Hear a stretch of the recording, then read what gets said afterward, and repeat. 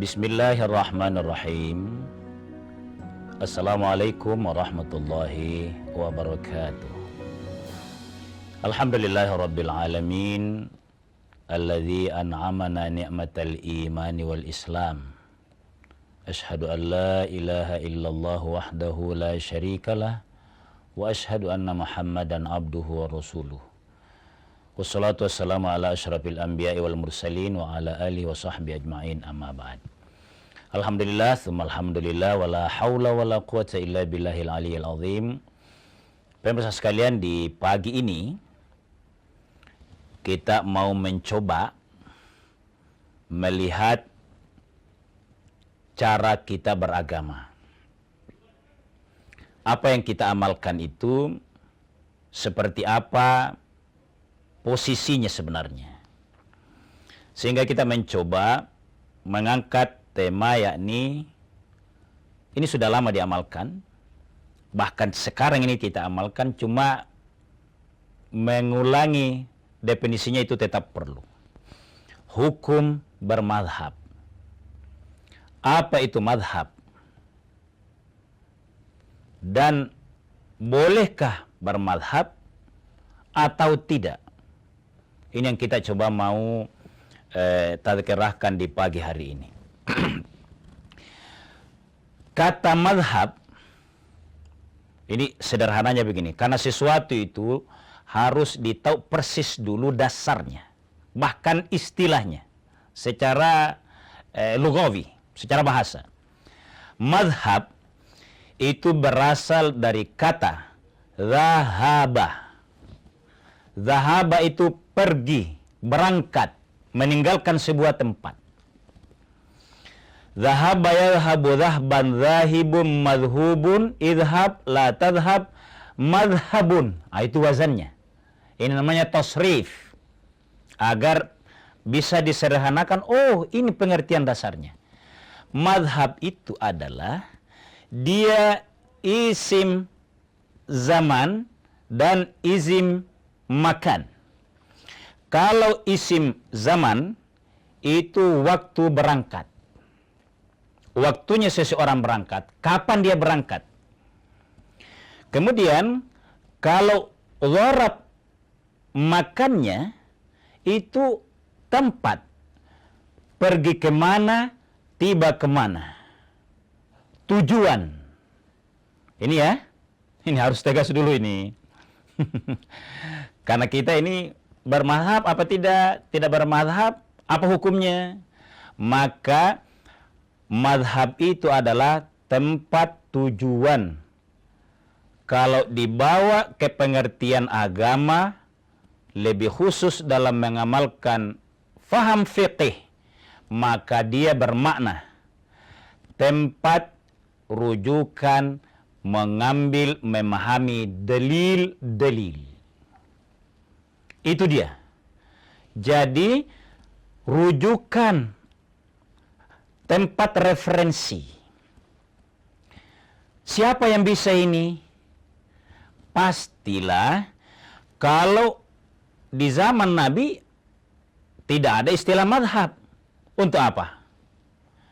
Karena orang belum butuh istilah-istilah, karena seluruhnya para sahabat itu dimudahkan menjalankan agama. Kalau ada yang tidak tahu, langsung ke situ. Tapi zaman kan sesuai sunnatullah harus berubah. Kita harus ada jatah hidup di dalamnya, manusia di belakangnya maksud saya. Sehingga dikenal era Nabi, kemudian era sahabat, pada saat Nabi sudah wafat, kemudian banyak sahabat yang meninggal, banyak ulama di belakangnya namanya tabi'in. Era sahabat habis, ulama-ulama yang menjadi pengikut sahabat itu tabi'in istilahnya. Dan di belakangnya kemudian. Karena problematika hidup manusia makin beragam, makin terungkap, butuh rujukan keagamaan, maka lahirlah ulama-ulama yang menjadi rujukan umat Islam dalam memahami fiqihnya. Banyak imam madhab awalnya banyak yang diakui oleh masyarakat bahwa cukup saya ke A. Dalilnya ini, problem saya ini, ini yang saya ikuti.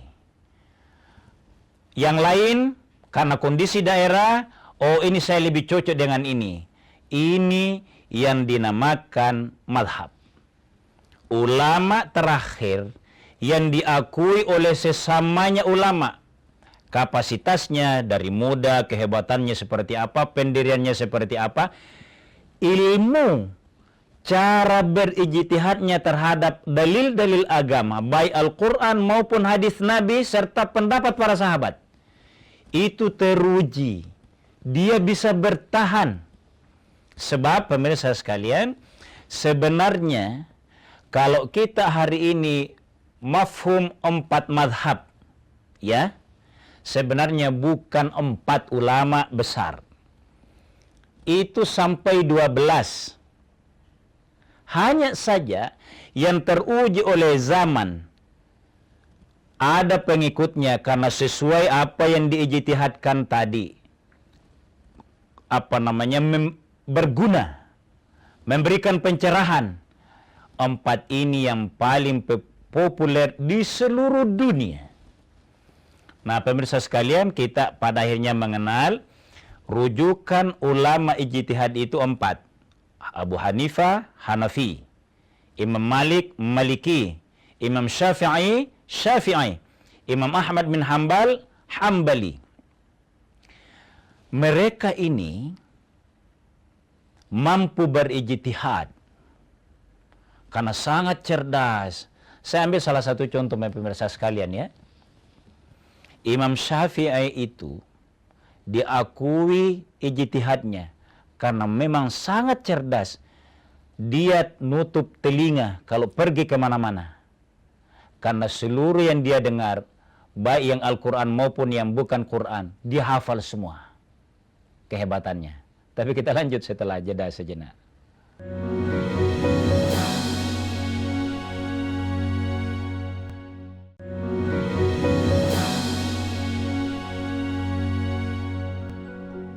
Pemirsa sekalian, kaum muslimin yang dimuliakan oleh Allah Subhanahu wa taala, pagi ini kita mau mencoba menyegarkan hal yang mungkin kalau kita anggap sederhana, iya sederhana, tapi tidak rendah. Dia sesuatu yang juga penting dalam cara beragama seseorang untuk menghindarkan kurang moderatnya kita mengakui pendapat dan amalan saudara-saudara kita. Jadi gini, Nabi Shallallahu Alaihi Wasallam itu menganjurkan orang Islam dalam beribadah itu berijtihad, tentu dengan syarat, karena tidak banyak yang mampu melakukan ijtihad itu. Tapi pintunya ada dari Nabi Shallallahu Alaihi Wasallam. Dalam hadis Bukhari Muslim, Nabi bersabda begini, idza hakamal hakimu, pemimpin itu kalau memutuskan. Jadi idza hakamal hakimu, para pemimpin yang bijak itu kalau mau memutuskan sesuatu, maka orang biasa istilahkan ini ulama yang tahu seluk-beluk Al-Quran, asbab nuzulnya, makna-maknanya di dalam yang hakiki, itu ulama. Jadi kalau ulama ini mau memutuskan sesuatu, fajtahada, dia berijtihad. Kalau ijtihadnya benar, sesuai dengan Al-Quran, mungkin tidak dalam teks Al-Quran langsung, ya, tapi sesuai, teruji oleh waktu, teruji ke umat, tidak membawa mudarat, memudahkan, itu namanya teruji. Fa'asaba falahu ajrani, dia mendapatkan 2 pahala. Wa idza hakama fajtahada tsumma akhta'a falahu ajrun. Tapi andai kata memutuskan tapi keliru, tapi sungguh-sungguh niatnya kaji Al-Quran, kaji hadis Nabi SAW, mengulangi pola hidup para sahabat, kalau dia keliru, Nabi tegaskan dia tetap berpahala. Ini yang memotivasi seseorang atau ulama itu boleh berijtihad. Seperti saya katakan tadi, kalau pada akhirnya kita era terkini di seluruh dunia, Asia, Afrika, di Eropa, madhabnya menjadi sepakat empat, karena memang mereka berempat inilah yang perbedaannya, perbedaan furu'iyah ya, ini juga harus jelas. Perbedaan imam mazhab ini itu furu'iyah sifatnya, bukan dalam tauhid. Kan begini pemirsa sekalian, saya membahas ini nuansa fikih, itu ada istilah begini yang harus kita paham. Kalau akidah mengesahkan Allah itu tidak boleh ada perbedaan, tidak boleh. Jangan salah di sini. Yang boleh kemudian adalah dalam muamalah, praktek-praktek ibadah yang bisa kondisional berdasarkan pandangan ulama tadi. Makanya dia harus rujukan. Jadi begini pemirsa sekalian, kalau misalnya ya di Afrika itu dan India itu mayoritas Hanafi. Di Indonesia ya Ustaz, di Indonesia itu mayoritas Imam Syafi'i. Kondisi ini itu sangat dipengaruhi oleh murid yang menjadi ulama dari masing-masing imam, jangkauan dakwahnya. Jangkauan dakwah. Misalnya kalau di India, Pakistan sana, itu ulama terbesar yang paling berpengaruh. Usia penyebaran dakwah Islamnya itu memang mayoritas jalur itu oleh Imam Abu Hanifah. Sehingga ya secara alami berkembang di situ. Berkembang sehingga dia mayoritas misalnya. Sama dengan Indonesia. Bukan Imam Syafi'i yang pernah datang ke Indonesia, bukan. Tapi ulama yang datang ke Indonesia, ke Nusantara dulu, makanya mayoritas Asia Tenggara itu Syafi'i. Bahkan ada beberapa daerah di Indonesia ini bukan dia hanya menentukan pokoknya Syafi'i saja, tanpa memaksakan, karena alaminya demikian. Ulama Imam Syafi'i hidupnya di dua tempat, lama di Mesir. Ulama inilah yang kemudian datang ke Indonesia. Ada muridnya di Indonesia yang kemudian menjadi murid, pada akhirnya keluar negeri menuntut ilmu ke Timur Tengah, ke Saudi, ke Mesir misalnya. Itu lagi yang kembali, sehingga itu yang menyebar di daerahnya, sehingga mayoritas bermadhab Syafi'i. Pemirsa sekalian, saya mau ringkas sedikit. Bagaimana hukum bermadhab ini? Boleh enggak? Boleh enggak ini? Boleh. Kenapa boleh? Karena dari dasar berijtihad tadi, tidak semua ulama, biarpun kita panggil sebagai ulama dan memang karisma di kita, tapi dilihat, maka ulama itu sendiri mengaku merujuk kepada ulama ini. Misalnya Imam Syafi'i yang mayoritas di Indonesia. Jadi ulama saja merujuk kepada ulama yang saya tekskan ini adalah Syafi'i. Maka ulama-ulama di belakangnya yang ada peluang berijtihad mengikut ittiba kepada Imam Syafi'i. Jadi turun-temurun. Maka yang bukan ulama, kita yang petani, yang tidak mengkaji kitab-kitab klasik, kan pasti sholat, pasti puasa, pasti zakat. Cara berzakatnya merujuk ke ini, itu yang namanya bermadhab.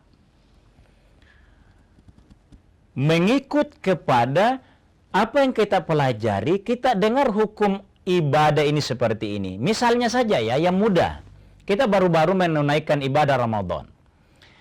satu-satunya imam madhab mensyariatkan atau mensunnahkan namanya imsak, itu hanya Imam Syafi'i. Madhab lain itu tidak. Adakah yang salah? Tidak ada yang salah. Karena Imam Syafi'i, saya ambil contoh saja ya, karena kita masih segar ingatan ini beberapa hari yang lalu Ramadan. Imam Syafi'i itu mensunnahkan namanya imsak itu karena ada dialog antara Nabi dengan sahabat bahwa Nabi sholat lalu makan sebelum sholat subuh.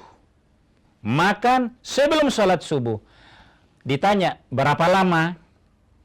Sahabat menjawab, sekira membaca 50 ayat. Imam Syafi'i hitung ini.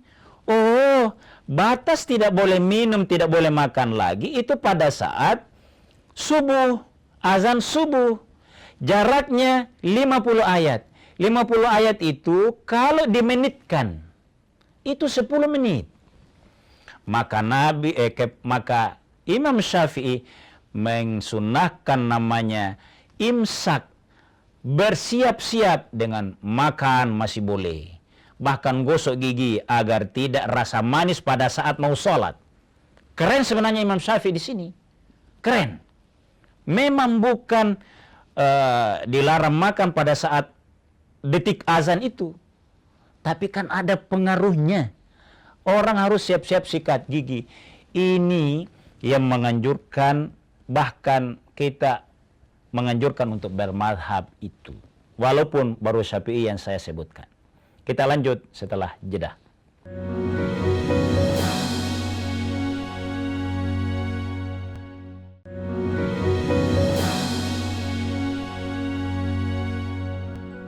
Pemirsa sekalian kaum muslimin dimuliakan oleh Allah Subhanahu wa taala. Jadi mayoritas di antara umat yang pedagang, yang pegawai, segala macam aktivitas itu yang tidak mengkaji sangat dalam ilmu agama ini dan tidak sampai pada mujtahid, itu bukan hanya berikut madhab, ambil rujukan tadi yang kuat itu, tapi bertaklid juga boleh.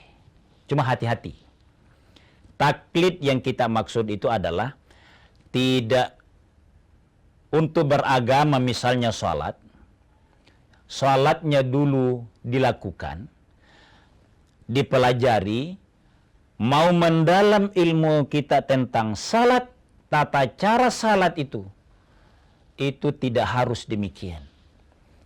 Yang apalagi kita yang orang awam, laksanakan dulu salat itu sambil pelajari terus. Ini bagi orang awam. Taklid itu bukan taklid buta ya. Taklid buta itu hati-hati. Taklid buta maksudnya begini. Saya tidak peduli, pokoknya saya asal sholat saja. Karena boleh sah sholatnya, cuma tidak akan mendalam makna sholat, tidak akan berfungsi tanha anil fahsya'i wal munkar. Ini bagi orang awam itu bertaklid boleh. Ikut dengan keyakinan dalil ini sudah benar dan di antara imam madhab itu sudah saling mengakui. Itu satu. Orang awam bertaklid tapi bukan taklid buta. Selanjutnya pemirsa sekalian, boleh tidak orang tidak bermadhab? Ini justru boleh tidak bermadhab dengan catatan. Dengan catatan, kalau punya kapasitas dan diakui oleh ulama sezamannya. Ya. Jadi diakui oleh ulama sezamannya.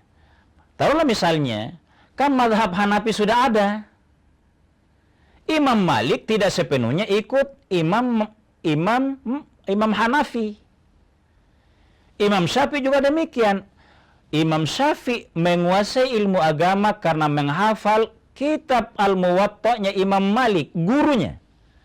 Tapi dalam hal membaca Al-Fatihah saja, khususnya basmalah, tidak sama fahamnya dengan Imam Malik. Ini yang boleh tidak bermadhab. Ulama mujtahid. Pertanyaannya kita sekarang ini, mudah enggak kita untuk berkata tidak bermadhab? Terlalu merasa hebat kita kalau di era sekarang. Mungkin akan ada merasa ulama bersungguh-sungguh belajar, tapi teruji enggak? Jangan sampai hanya kelompok ormas kita yang mengakui, lalu kita bilang tidak bermadhab. Ini hati-hati. Tidak bermadhab itu justru dianjurkan dengan catatan ini tadi. Punya kemampuan dan diakui oleh ulama. Tapi jangan kita bikin ormas sendiri, baru bilang tidak bermadhab, bisa menyesatkan umat. Negara hadir di sini. Negara harus hadir. Karena kita ini sudah mau beragama dengan baik. Taklid saja tadi dibolehkan. Kalau tidak sempat. Tapi jangan-jangan, naudzubillah ya, kita tidak dalam rangka suudzon. Tapi kalau tiba-tiba orang sekarang, kita tidak tahu perguruan tinggi mana. Satu perguruan tinggi saja, misalnya satu negara. Andai kata ada. Satu negara dalam perguruan tinggi ini ilmu agamanya diakui. Mahasiswanya menyebar sekian banyak. Tidak bermadhab lagi. Harus dilihat. Ini praktis saya mengungkapkan ini. Kalau tidak diakui oleh seluruh negara dan bisa menyebabkan perpecahan di dalam umat, maka itu harus sangat hati-hati. Negara dengan ulamanya, negara memandat ke ulama, pantau itu. Jangan sampai menyesatkan umat. Nah, pemirsa sekalian, kita coba mengangkat ini.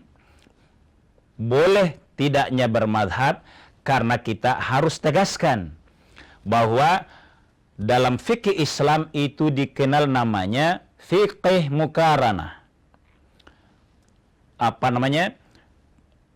Madzhabul arba.